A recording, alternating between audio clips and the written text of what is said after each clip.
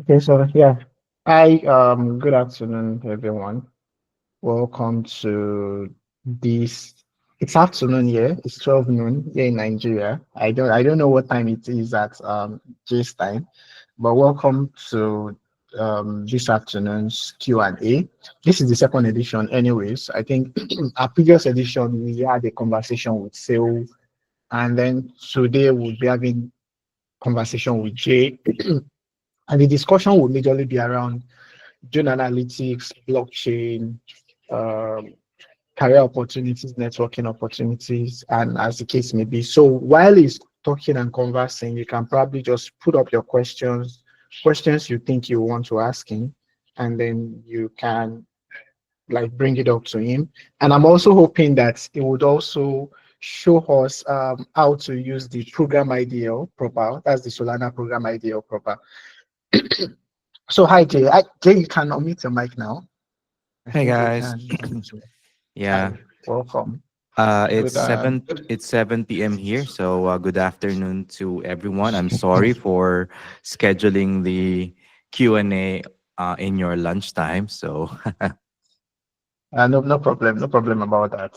No problem about that. So I think so for a start, you can probably just take us through your data journey, or let me say, start with probably your blockchain crypto journey, how you got into the blockchain space, Web3 space, and then walk us through how you got started in the analytics space, then walk us through how you got to Dune and the likes. Yeah, so we can start with mhm. that. Okay, so I am a trader by choice. Before, so I trade specific stocks, U.S. stock market. I'm based actually in the Philippines, so in Asia, Southeast Asia. And I started doing crypto way back, I think it's 2019. And since I love trading, I started to um, get into crypto as well since it's 24/7. Started doing, every degen stuff out there, like NFT flipping, airdrop farming, DeFi, whatever, trading. But really, I wanted to be involved in crypto um, aside from trading. So I thought of, I was in the midst of my career, um, like crossroad, because by profession I am a creative. Actually, I'm a wedding or I'm a video editor. So that's my main profession before. I used to edit startup projects, and I also use that to gain, whitelists for NFT projects. But anyway, so I wanted to be involved in crypto, um, as a not by trading. So I am not a dev. I am not a programmer. So what I thought of, I like research because that's what's my edge when doing NFTs. Um, so I guess I said, why not start doing analytics? It was actually by accident. One of our trading group has a competition, and I was tasked to manage the uh, participants. So imagine in a Discord where they log their in and out trades, their P&Ls, profit and loss. So it's hard to manage because I was doing that manually in Discord. So I thought, why not just get there, since it's in a blockchain, since it's in Solana, the trade must be there already in the blockchain. So I said, just get their addresses, register their addresses, and then from there, I saw my first opportunity in data analytics, which is wallet tracking. But before that, like I said, I resigned from my work like 2020, what's the year? Last year, 2024, April. And then after that, I don't know what will I do. So I thought of, going into fintech. I wanted to study fintech, but the cost of doing fintech is like huge amount of money. You need to spend like $10,000 or more in like and study for like 12 months. And I'm not patient. I'm not patient with that. So I just saw this data analytics from DataCamp course wherein they have like basic SQL, um, data science, stuff like that. So I took the course and I finished that. I think I had the entry level data analyst.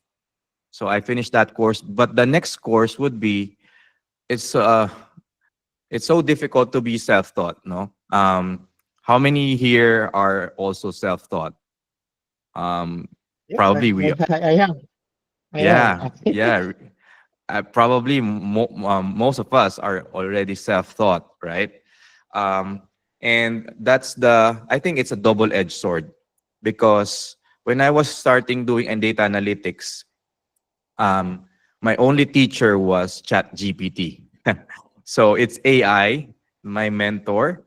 And then from there, I started doing focus um, studying for 3 months. And then for the next 3 months, I started applying that into Dune Analytics. I'm really lost in Dune Analytics. And I even messaged Boxer, if you know Boxer from Dune. He has Yeah. yeah, right. He has a post there before he's looking for interns or mentees for him to teach analytics. I messaged him out of nowhere that hey, I am studying data analytics. I have a background in trading, and then I wanted to learn if you are willing to let me in your program, then I will do my best to learn the analytics. And as expected, he didn't reply. probably, probably because there are so many applicants, and then that's that. I just started, doing analytics by my main really resource was Elemi. So if you know Elemi from Dune, he has tons of YouTube, Substack, and also like website wherein you can learn, especially Solana and EVM. So if you're studying Dune and wanted to go in, um, start your journey with data analytics, I suggest to follow Elemi. He's a former Dune headmaster, I think. He's pretty good, and his tutorials. When you first watch his tutorials, you're gonna be like, what is that? I don't know. I don't know. I'm really the jargons, the terms. It's overloading information, but I just tried it to watch it like 5 times, and then until I started to get a little, you know, a little understanding on the topic that he's mentioning, and then, you know, um, going to Dune. First, you will always copy someone else's work. So if they are doing their code in Dune, then probably you can copy it, understand the logic, and then do it on your own. So I guess that's where it started. And then I really picked Solana since that's where I am, my main. I'm not a Solana maxi, but most of the time, or most of the projects that I participate in is in Solana. So that's where I understand the transactions. I read almost every day SolScan, so understand how the transactions work, understand how accounts work, stuff like that. And then you don't really need to understand it in day one. So just try to absorb it. Remember, I took like 6 months for it to, for it to make sense, but not to master it yet. Just to make it sense, just to make it, and it took me like 3 to 6 months. But that's the thing, because it really interests me to find, it's very challenging for me to finish this. because there's a lot of things that you uh, can find out in the blockchain. My first projects were wallet tracking. So and then it expanded to uh, some sort of like dashboards, different dashboards from Perena, from Yuma, Jupiter, and then lastly is Meteora. That's where it clicked. I found a niche wherein the people are very supportive of my work, very supportive of my tools that I create, and then the dashboards. And then somewhere along that time, a founder reached out to me in Twitter. Would you believe that? So I thought at first he was a scammer because who on earth asked for a job in Twitter? But I was wrong because he's not a scammer. There's really people looking for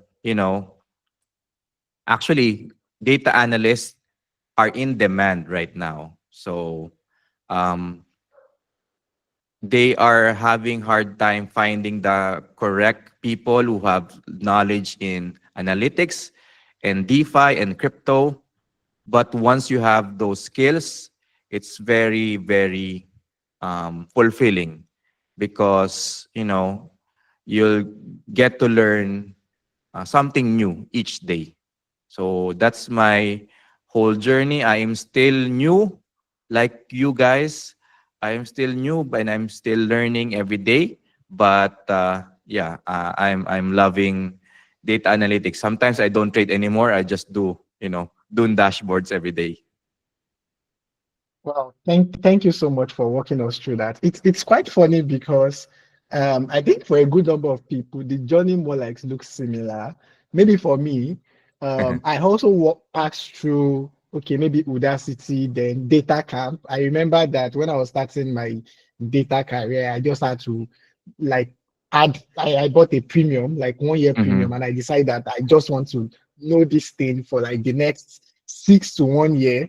And it was after that, just like you mentioned, let me video. The first day I watched those videos, I could not understand anything. I just dropped it because some of the terminologies were a bit hard and harsh until probably quite later. And I started like getting a grasp of some of those terms and everything. And I'm still learning.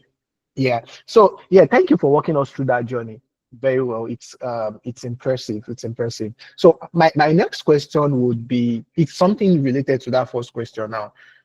So let's say you are a beginner now, just trying to start up as an analyst. Yeah, you just want to start walking the ways right now. I know you've Mhm. probably explained your journey, but knowing what you know now, if you want to walk your ways right now as a beginner in this age of AI and ChatGPT and videos and everything you have, what are you going to do differently? What would the path look like for you right now if you are just about to get started now, knowing what you know now?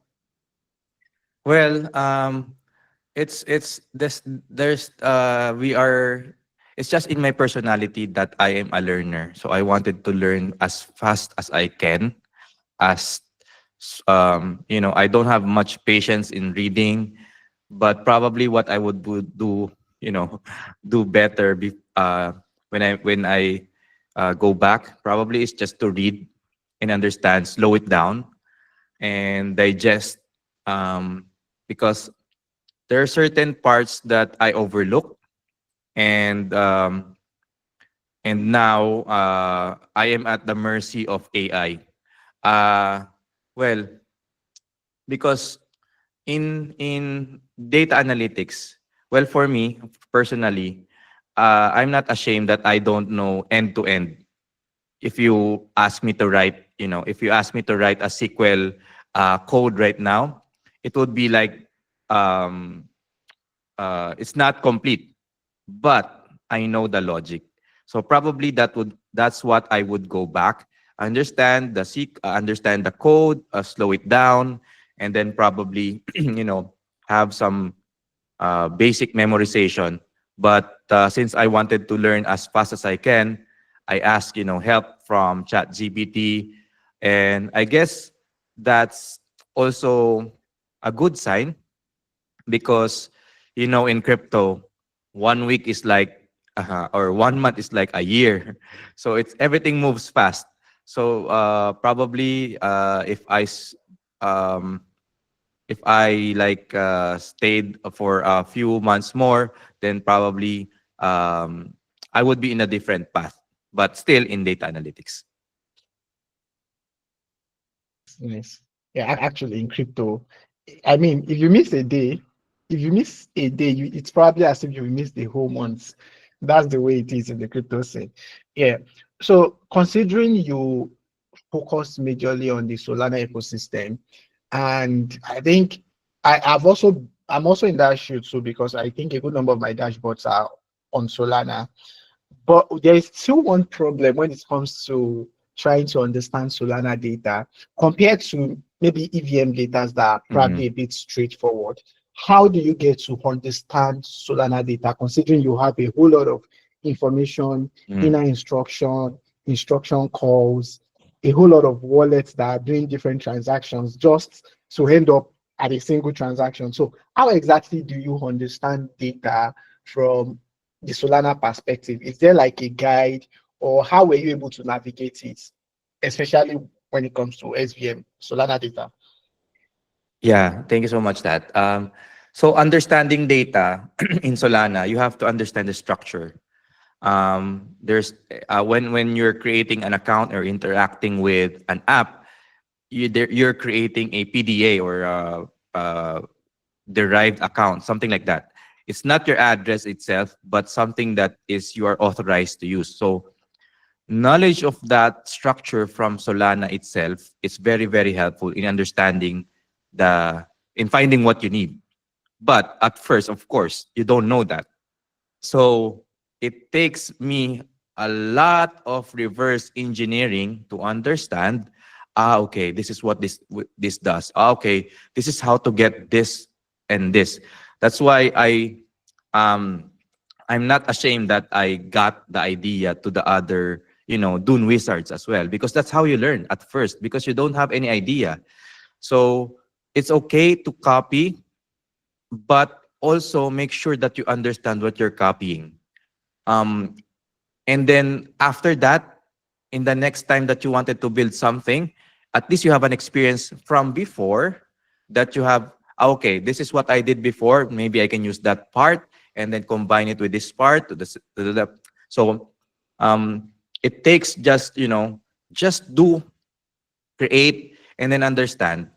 Uh, and I guess it just takes time. Eventually, there's no doubt if you do analytics every day, there's no doubt that you don't will not understand Solana because, like you said, EVM is pretty much straightforward, and also they have like ABI functions that you can reference. Here in Solana, um, if we are thankful if they give IDL and make documentation of what it does. That's why I made my own tool to understand which functions of that program or what are the functions of that program and who are using those programs. So that's how the Solana program ID came about because it took a lot of reverse engineering. There's no documentation. There's no GitHub help. I don't know. I there's a confession. I don't know even how to use GitHub before. So, um, and but there's really a resource there that you can understand what the program does. So if you're starting out, I there's a link from Elemi. Let me find it right now. So there's a link for Elemi that explains the Solana tables in Dune, the difference between Solana transactions and then the decoded tables. It really, really helped me a lot. So I'll probably, yeah, I'll just find it now. So if you have any questions while I'm looking for it. Thank you very much. Thank you so much. Yeah, so while you are looking for that, so speaking of program idea, anyways, thanks for sharing that particular dashboard because I think I've been able to like make use of it in some ways, the way I understand it, to use it to probably get easily get some certain Solana instructions. But anyways, it would now make more sense considering you create the dashboard for you to probably put us through. I don't know if you can probably just share your screen to put us through how exactly to use the program IDL dashboard so that so so first off, considering um maybe you start from how we'll get the IDL. You can just use a an example. So how do we get the IDL from maybe the Solana transaction? Then from Mhm. there, what we need to understand by what we are seeing on our screen. That is the dashboards. Yeah, this is the dashboard. But before we discuss this dashboard, I'll just explain to you how I usually work stuff when I am dealing with a foreign program ID. So Okay. when I want to study a program, for example, let's say Meteora. Uh, I don't know where will I start, but the first thing that I will do is interact with it with my own wallet. So with my own wallet, I will inspect in SolScan. My probably I can just share it. For example, I interacted with. Uh, can you see this one? All right. For example, I interacted with this one with Meteora. Okay. Yeah. Yeah. So let's try to create a pool over here.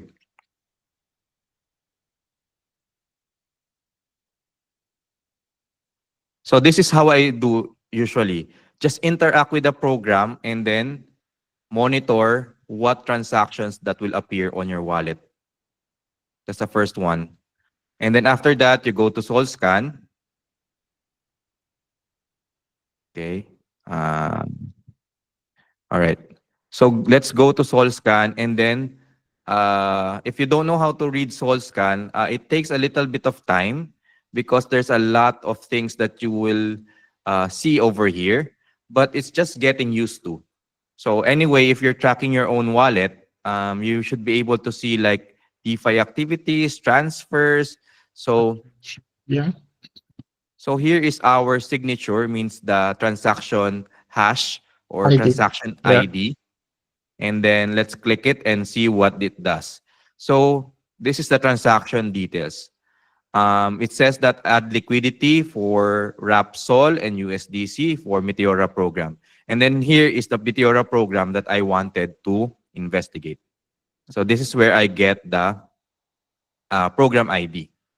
And then here, the Meteora program interacted with the LLM program, and then here's the program ID. And then from there, I will click it, and then you can see the program IDL. If you don't know the program IDL, it's just one way of like, I'm sorry because I'm not a programmer, but I'm just explaining it in my own understanding. It's like the functions of the program itself. So it has like a deposit, withdraw, repay, something like that. If you don't, this is the problem. Sometimes it doesn't show the program IDL. Let's see if there's um, other like Solana FM Explorer that could show us the program IDs. Okay, so this is the Anchor IDL there. This is the sometimes SolScan doesn't show it, but other program or other explorer shows this one. So here we have the function name, the initialize LB pair, so blah blah blah blah blah blah. So each of this function has their own discriminator.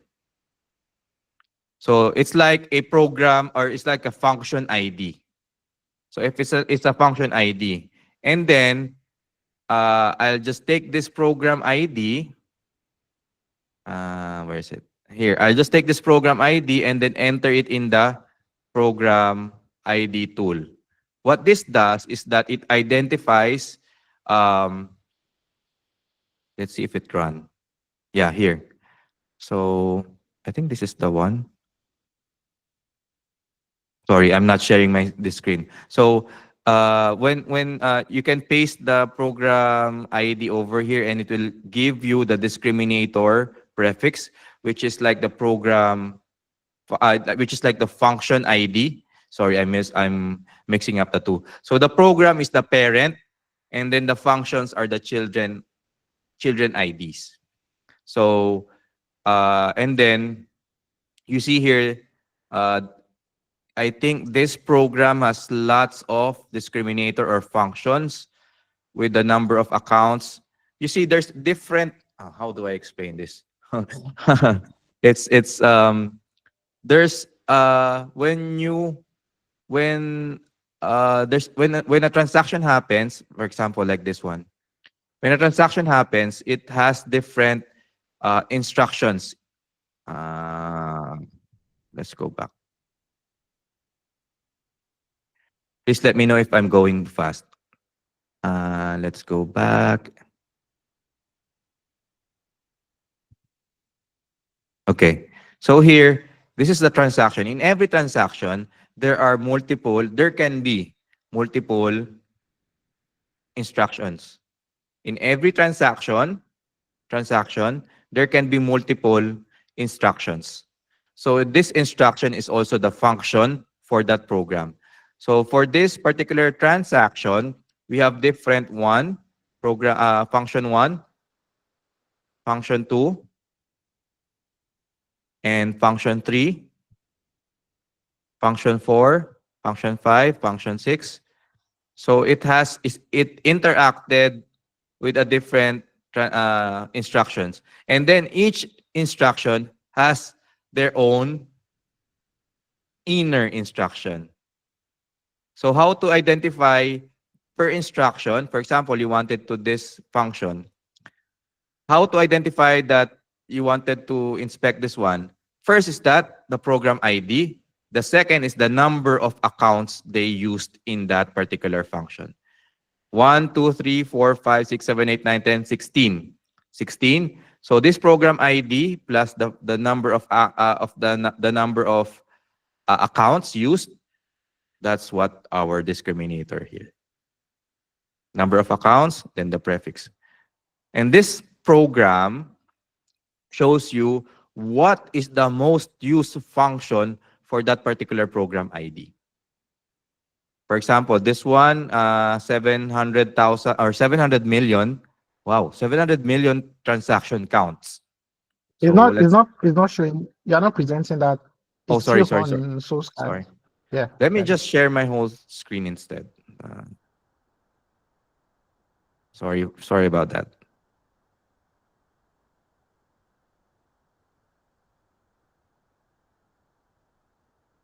How about this? There you go. Yeah, we can So, see it now. Yeah. so the discriminator prefix is the function ID, and then the number of accounts is the number of accounts used for that particular function. And then here we can see the transaction count. So this program ID shows you which function of that program is most used. So you can reverse engineer, you can reverse engineer the most used function of a particular program. So this is what this does. Of course, this is easy because we are using Meteora's program ID. But what if you're using a new, for example, a new program, let's say Hilo.so. I think I have transactions on Hilo. But what if let's just say you don't know what functions there are. So you can see over here, you can reverse engineer the functions of that particular program. So this in Meteora, let's see what is the mostly used function. So number of accounts is 1, and then the discriminator prefix is 0xe4 something. So don't worry if you don't understand it right now, but I'm just showing you the possibility of what you can do in case you understand. So where's the number 1? Let's see.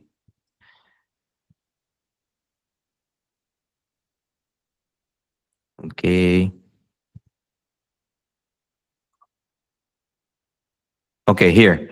So I think the function that has most used in that program is the CPI log, which doesn't give us anything. So I'm just gonna skip that. Okay. The next function is 200 million. So let's see if this is the one that we need. 18 accounts. So 18 accounts. Sorry, are you sharing another screen? Oh yeah. I'm supposed to be Okay. sharing. I'm supposed to be Okay. sharing. Because it's still showing the previous screen. How about this one? Can you see the soul scan? No. No. No. Okay. Hmm. Let me just, sorry. How about the whole entire screen itself? Okay. How about this one? Can you see the soul scan now?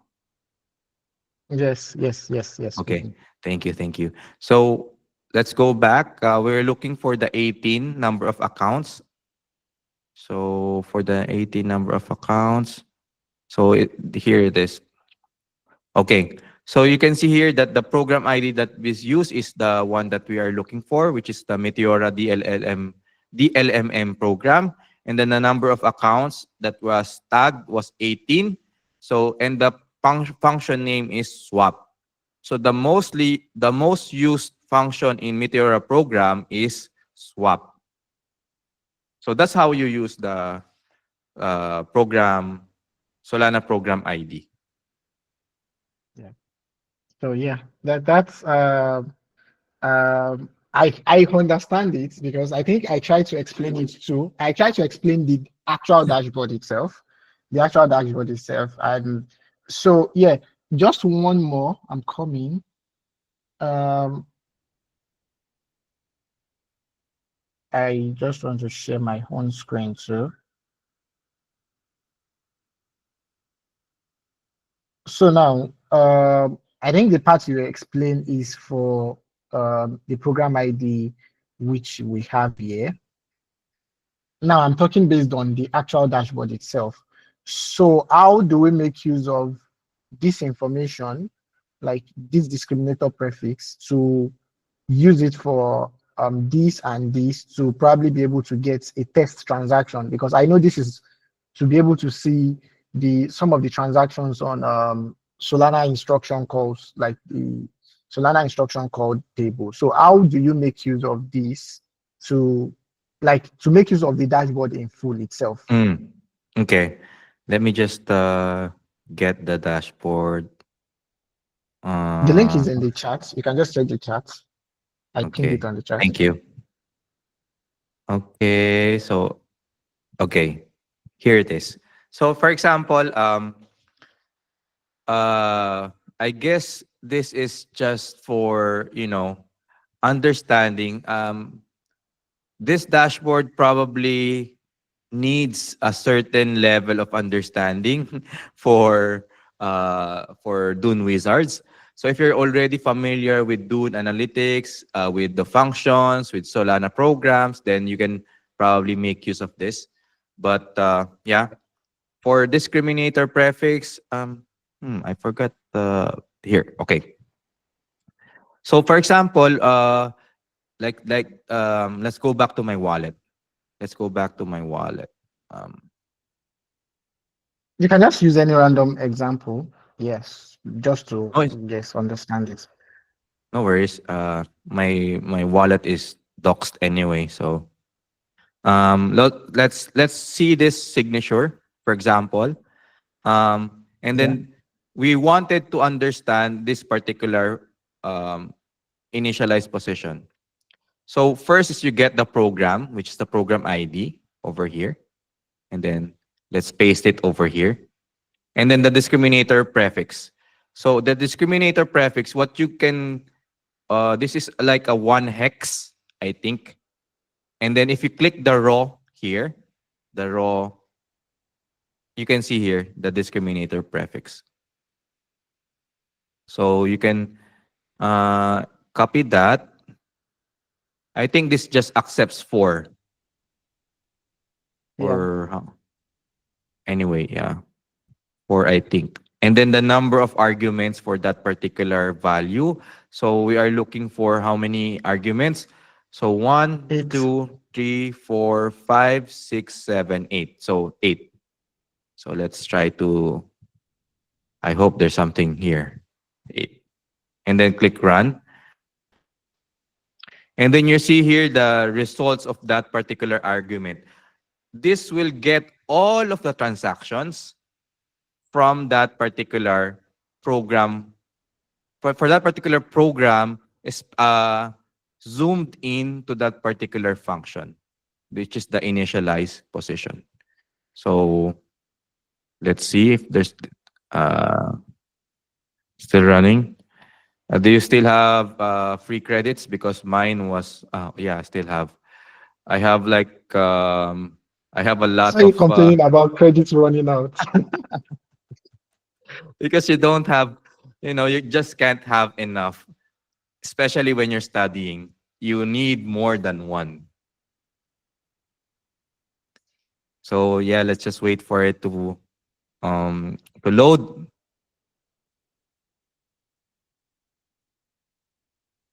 This is what I use to map out the function in Meteora program so that I can see what transactions are the deposits, what transactions are the withdrawals, and then you can make, additional analytics on that, the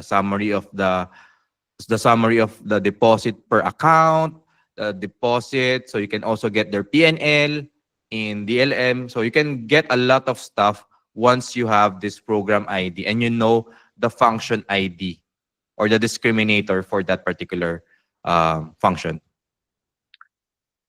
So I know this sounds a Definitely. lot. Yeah, I know that sounds a Yeah. lot to take in right now, but this is also what I felt when I watched Andrew Hong's uh, videos. I actually get it because a lot of time I always like struggle to like be able to pick out those instructions. But the day you sent the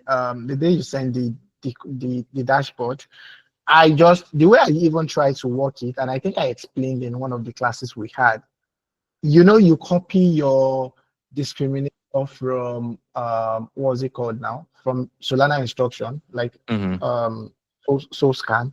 I did my using the first four from this discriminator prefix. So I copied the OXF whatever Mm. into this, and then the number of accounts into the number of arguments, and then I'm able to have like the test transaction that is running here. And I think I was able to have a solution to the problem I was having as at that time. So it's actually a Yeah, good tool because I think the Solana the instruction call table is more like the fastest and close to real-time data compared to if exactly. you are using compared to if you are using maybe the soul transfer or even the dex table Next trades. Yeah. is like that has like Yeah. maybe 90 minutes, 2 hours That's a lag good thereabout.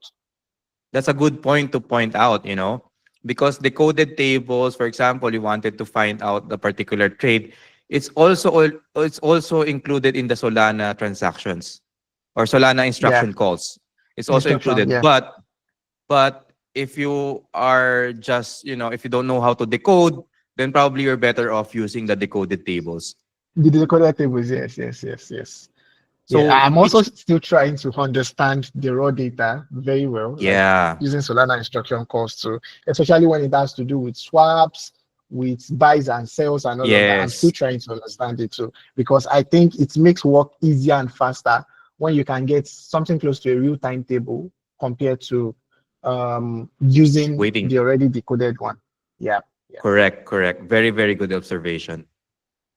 Yeah. So while we are waiting for this, I know few people have questions. So while we are waiting to take their question, so my next question would be around um of course everyone who is probably an analyst or in the Dune space, after you've gotten beyond the beginner phase, you probably have your foods, you know.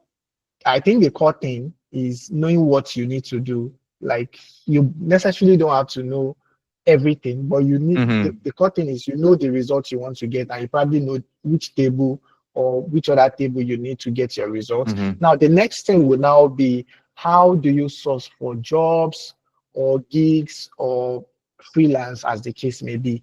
How does it work for you? Very good questions because that's what we are aiming for, right? That's why we're studying data analytics. We wanted to Yeah. like, we wanted to make or get a job or probably make money out of it. So first thing is that just share your work. People won't know that you are good if you don't share your work. So even though there's no likes, there's no views, just publish it. Um, and even if it's not perfect, just do better the next time. My Twitter or my profile, if you can follow, if you can check my profile, I'm not sure if I'm there. I'll So if share it. yeah, there. If you can check my profile and see on the highlights, that's where all my analysis are. People can go there and see, this guy has a lot of analysis. This guy must be good. When in fact you're just just sharing. And funny thing is that you don't know who will look at your profile. So maybe people are scouting already, maybe people are looking for collaborations, but just be careful for scammers and drainers. So yeah, Very just well. yeah. Yeah, I think the core thing about that is because I've had different people send me a message for collaboration. Anytime anybody is sending you a link, whether on Telegram or Twitter, make sure you are using a PC that does not have your wallet, Yeah. because you should have it in your brain that everyone is probably trying to scam you, or until it is not. Yeah. So yeah. So majorly, make sure you share your work, post about what you are doing, talk about what you are doing. Yeah. So another thing, because I asked the last speaker too, another thing, I think Mr. Yoshino is raising up his hands, but before he asks his question, another thing would be, now you have people reaching out to you for jobs. Because this is another dilemma too that happens as an analyst. You have people reach Hmm. out to you. Okay, I want you to do this. I want you to do that. How do you rate? Do you have like maybe a rate card, or how do you create something like that where you don't get to get yourself underpaid, where you are not doing more than, like, you are not charging less than Hmm. what you should actually be charging? Say, because you really can't quantify what you are doing. So how Hmm. do you have like system that you use in charging, or how do you go about charging people for the work you want to do? Yeah. So now we go to pricing. So Yeah, pricing, yes. each has a different, probably professional fee for their work.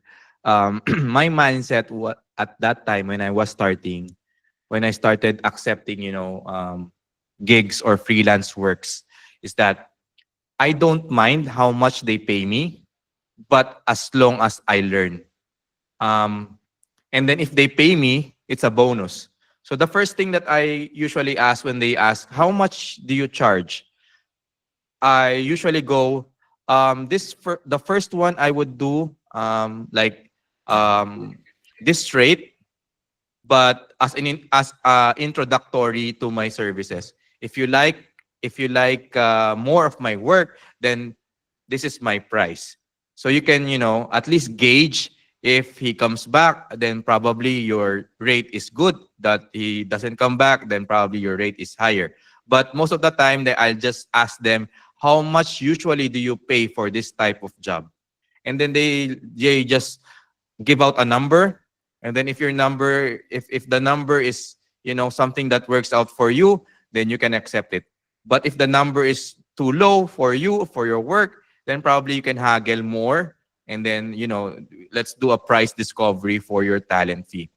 Most of the time, they'll just give out a number that I'm happy with, because I'm just, starting out. I'm getting like a portfolio for my freelance work. So I'm happy with whatever they give me. Yeah, yeah, that's also a good way, because getting started to the only thing on my head is I just want to do this. And I think for a start, when I started, um, the first few jobs roles I got, they were low pay, but those were the jobs I learned the most, because I did a dashboard before that time and I thought it was the best, only to get Mm, that job. And then I found out that what I wrote in the previous query was there are certain things that needed inclusion or removal that I didn't do. And by doing that job, I get to learn again. And because I was looking for a solution, so I had to look for other dashboards to understand how it works to get a solution. So it's actually a good one too. And I think mhm. another way is always asking for their budgets. Yeah. Although most of them, a good number of time, will always want to bill it down because you're asking for their budget, but you can have an idea of how much they are ready to pay, and then you can probably scale it a little bit higher You're or right. find a way to meet up in the middle. So yeah, I think Mr. Yoshino has a question. If you have a question, you can just raise your hand, then you unmute your mic. Mr. Yoshino, you can unmute your mic. Okay, thank you very much, everyone. Thank you to the speaker and to the host, Oladayo. I really appreciate the fact that you mentioned and you spoke about. Okay, first of all, I'm part of the team at Dune Africa. I'm in charge of partnerships, but I'm also a learner too in the process. So I appreciate the fact that you broke down your journey in the beginning, and I wanted to ask a quick one because it stems on part of what you talk about your learning process because you mentioned data camp. Mhm. Hello? Oh, I think his Now, network went I down. want to ask how were Okay. you able to switch from am I audible? Am I audible? Yeah, yeah, I think you're audible now. You're audible now. Okay, thank you. So I wanted to ask how were you able to switch from the general SQL to the Trino SQL used by June. So I want to learn and I want to let other people who are listening to get to learn that too. That's my major question. So how to transition from, basic SQL to Trino SQL? Yes, Um, yes, I think that's his question. Yeah. yeah. Actually, I don't really. Honestly, I don't see any difference with that, and it really really helps. Dune has a very Dune very has a good very, very good AI AI assisted. assisted, I think there's an I think echo. there's an echo. Yeah. Thank Okay, you. it should work So now. Okay. yeah. So there's a Dune AI assisted, prompt wherein if you place a SQL code that's not part of Trino or Dune applicable code, then it will suggest to you another, way of uh, doing that. But it will cost you credits. So 10 credits, I think. And but the next one would be, assisting by AI agents. So that's really, I'm not ashamed of that because ChatGPT has been my mentor for like 6 months, and he's very patient with me with my questions. And yeah, I really suggest if you're also doing have community like this one, And also, if you are wanted to learn alone, then ChatGPT can help you really, if you have any free AI, that's the same, you know, but at least there's a feedback that what you're doing is correct and what you're doing is not correct. So, Yeah, thank you very much. I think in addition to that, let me just add to that. What I always do, I mean, at this point, I'm not sure anybody would be ashamed to say that ChatGPT is probably the one helping them to write their queries at this point. So what I always do is if I see someone's query, maybe I don't even understand what they've written down. I mean, what they wrote in that query, I copy that query, put it in ChatGPT, and then ask to break the query city by city so that it breaks it down bit by bit for me to understand, okay, what is happening here? What is happening here? So I'm able to, okay, so this is where the swap is. This is where the wallet connection is. This is the final query. I'm able to like pick up information from those things. Also, I think there are only few difference from basic SQL compared to maybe whether it's Snowflakes or Trino or or whatever SQL flavor that you are writing with. There are probably just few formats that are a little bit different. And with AI, it can easily help you convert whatever query it is, especially with doing input AI. The moment you input a wrong format, it will give you where the error is, and it can easily help you rewrite that particular error and give you a perfect answer.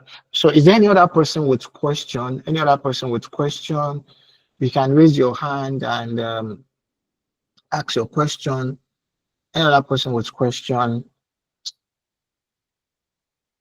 All right. So if we don't have any other question, Jay, I would like you to give us the final words.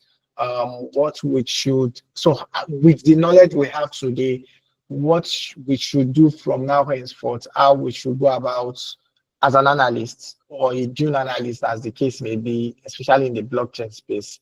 Yeah. So what is the next step for us right now at this? Okay, John has a question. Before you answer that, John, you can mm. unmute your mic and ask your question. Okay, yeah, I'm very sorry. I came in late. Sorry, I had to attend to something.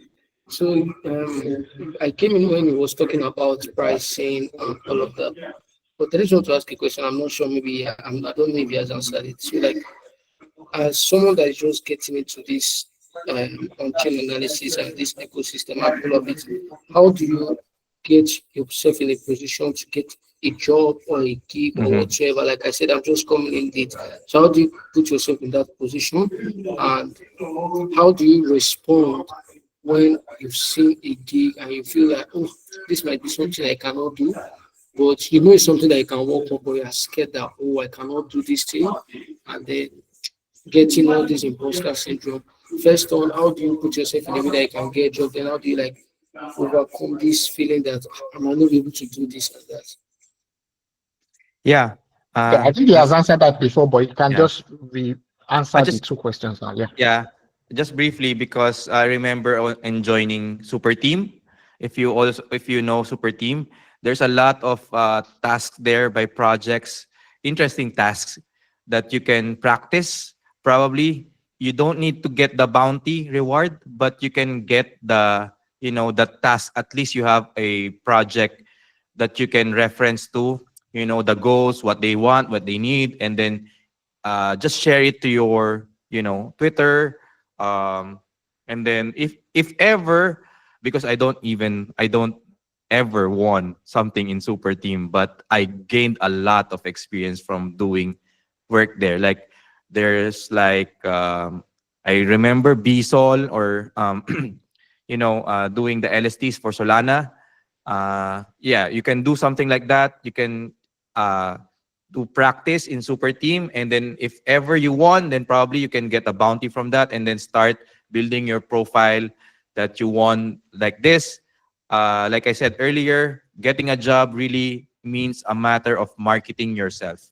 If people don't know that you're good, if you don't show that you're good, people won't know that you're good. So just share away, build a Twitter profile that is very credible, do shit posts once in a while, but most of the time, do analysis, give some insights on current current metas, or if there's a if you know Adam Tech, he's Yeah. very good in capitalizing the attention in pump fund data. Mm. So he just hammered it down every day. He has a new analysis, has a new insight. People will notice you, and jobs will come after you. So that's it. That's just share. And then I guess it was also a lucky moment for me because a founder found me while I'm doing my own thing for Meteora, because I before I was hired, I was planning to launch my own token for my own analysis company, but fortunately it did not push through because it's hard to be a token founder. But yeah, so people will find you if you're good. If not yet, then just keep pushing. Just keep doing analysis. One way or another, you're gonna be rewarded by airdrop. I think Cloud Sanctum um, gave me an airdrop because I was doing some analysis on Cloud, and I'm expecting something on Meteora as well. So there's a lot of ways, Yeah. but that's a few.